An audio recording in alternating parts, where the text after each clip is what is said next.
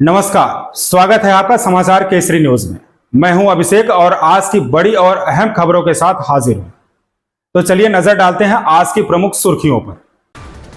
दिल्ली की मुख्यमंत्री रेखा गुप्ता आज अपने 51वें जन्मदिन के मौके पर हरियाणा गई हैं, जहां जुलाना स्थित उनका पैतृक गांव नंदगढ़ है। रेखा गुप्ता का जन्म 19 जुलाई 1974 को हुआ था। आज दिल्ली की मुख्यमंत्री रेखा गुप्ता का जन्मदिन है।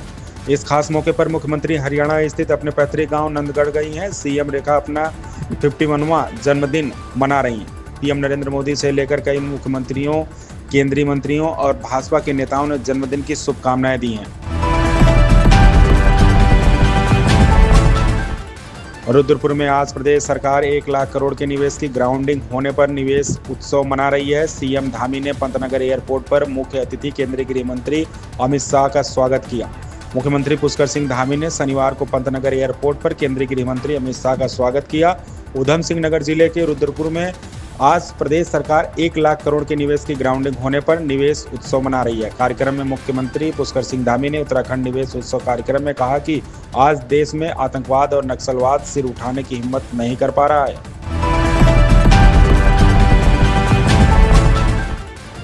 गायिका रही अनमोल गगन मान 2020 में आम आदमी पार्टी में शामिल हुई थी। उन्होंने 2022 के विधानसभा चुनाव में खरड़ से जीत हासिल की थी। खरड़ की विधायक अनमोल गगन मान ने विधानसभा से इस्तीफा दे दिया है।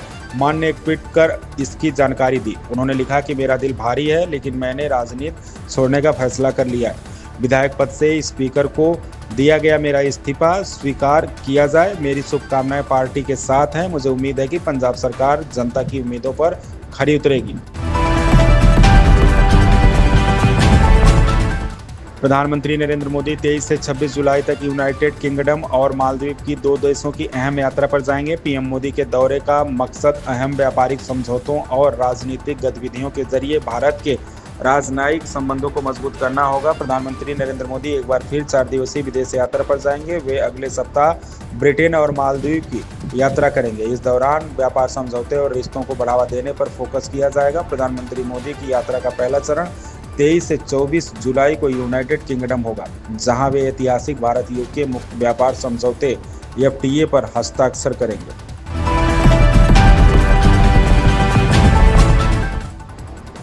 लुक्स और नए नए क्रिएटिव आउटफिट के लिए पहचानी जाने वाली उर्फी जावेद का एक और अतरंगा अंदाज सामने आया है, जो सोशल मीडिया पर तेजी से वायरल हो रहा है। उर्फी जावेद इंटरनेट की दुनिया का काफी चर्चित नाम है। अक्सर उर्फी अपने आउटफिट में क्रिएटिव बदलाव करती रहती हैं, जिस वजह से वह सोशल मीडिया पर छाई रहती है। अब एक और वीडियो वायरल हो रहा है, जिसमें इन्फ्लुएंसर उर्फी का अतरंगा अंदाज देखा जा सकता है। चलिए जानते हैं उर्फी के इस नए क्रिएटिव माइंड के बारे में। ऋतुराज गायकवाड़ ने निजी कारणों से यॉर्कशायर से हटने का फैसला लिया है। 28 वर्षीय बल्लेबाज को मंगलवार 22 जुलाई से सरे के खिलाफ शुरू होने वाले मुकाबले में खेलना था, लेकिन अब उन्होंने बाहर होने का निर्णय लिया है। भारत और महाराष्ट्र के युवा बल्लेबाज ऋतुराज गायकवाड़ ने काउंटी क्रिकेट से नाम वापस ले लिया है। इसकी जानकारी यॉर्कशायर के मुख्य कोच एंथनी मैकग्रा ने दी। उन्होंने बताया कि गायकवाड़ ने निजी कारणों से हटने का फैसला लिया है। बता दें कि 28 वर्षीय बल्लेबाज को मंगलवार 22 जुलाई से सरे के खिलाफ शुरू होने वाले मुकाबले में खेलना था, लेकिन अब उन्होंने बाहर होने का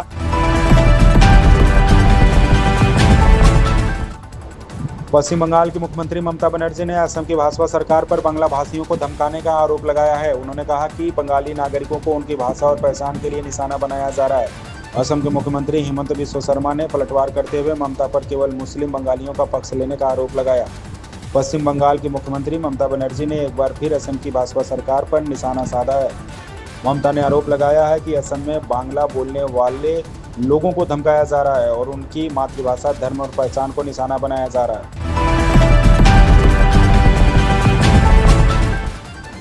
मुंबई नगर निकाय चुनाव से पहले उद्धव ठाकरे ने एनडीए गठबंधन दलों की एकता पर सवाल उठाया। उन्होंने विधानसभा चुनाव में सीट बंटवारे और उम्मीदवार चयन में देरी को हार की बड़ी वजह बताया। साथ ही कहा कि अगर यही हाल रहा तो गठबंधन का कोई मतलब नहीं रह जाएगा। मुंबई में होने वाले नगर निकाय चुनाव को लेकर राजनीतिक पार्टियों में गर्माहट तेज हो गई है। इसी बीच शिवसेना यूबीटी प्रमुख उद्धव ठाकरे ने महाविकास आघाड़ी गठबंधन दलों की एकता पर सवाल उठाया। उन्होंने कहा कि महाराष्ट्र विधानसभा चुनाव 2024 में सीट बंटवारे और उम्मीदवार तय करने में हुई देरी को लेकर महाविकास आघाड़ी एनडीए गठबंधन पर सवाल उठाए हैं। राहुल गांधी ने शुक्रवार को केरल में कहा था कि वह आरएसएस और सीपीआईएम से वैचारिक रूप से लड़ते हैं, उनमें लोगों के प्रति संवेदना की कमी है। इस पर माकपा सांसद जॉन ब्रिटास ने कहा कि राहुल गांधी जब भी केरल जाते हैं तो ऐसी बकवास बातें बोलने की उनकी प्रवृत्ति हो जाती है। माकपा नेता जॉन ब्रिटास ने भारतीय कम्युनिस्ट पार्टी मार्क्सवादी की तुलना आरएसएस करने पर कांग्रेस नेता राहुल गांधी को नसीहत दी है। उन्होंने कहा कि राहुल गांधी को फूट डालने की बजाय धर्मनिरपेक्ष ताकतों को एकजुट करना चाहिए। उन्होंने कहा कि राहुल गांधी के बयान का संसद के आगामी मानसून सत्र में विपक्षी की एकता पर कोई असर नहीं पड़ेगा।